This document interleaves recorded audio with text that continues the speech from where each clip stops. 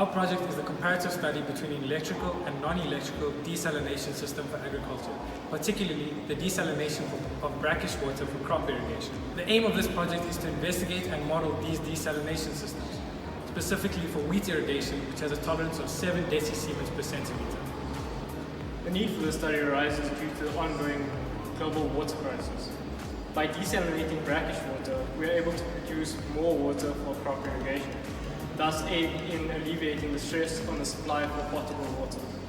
This study was constrained to using the natural water cycle for desalination, hence the need to use solar stills. A standard solar still, which utilizes the natural water cycle, is a non-electrical method for desalination using the sun.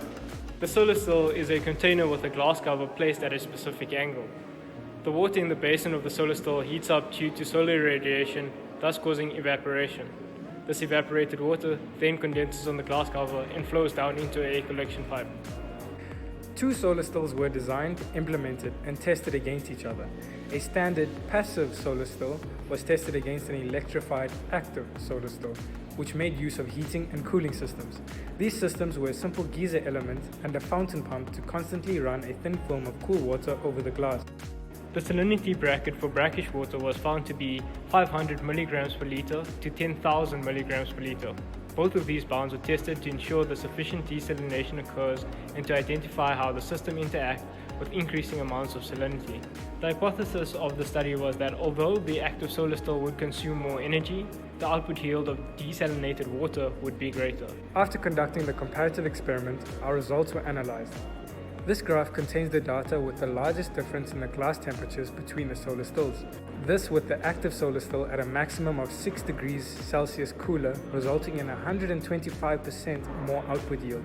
This confirms the effect of a cooling system on a solar still. Meanwhile, the heating system ensures a 20 degrees Celsius higher water temperature earlier in the day.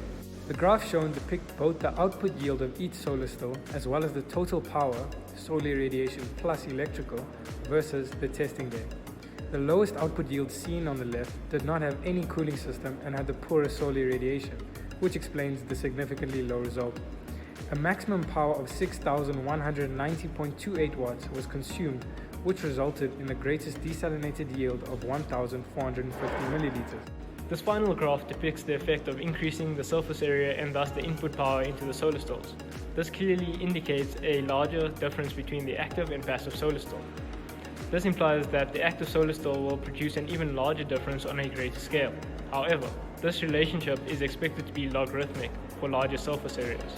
Even worst-case salinity input produced a zero salinity output, proving that this method of desalination is more than sufficient to be used even for crops with a lower salinity tolerance than wheat. Thank you for listening to our project. We hope that you gained insight into a possible solution for current and future water scarcity issues.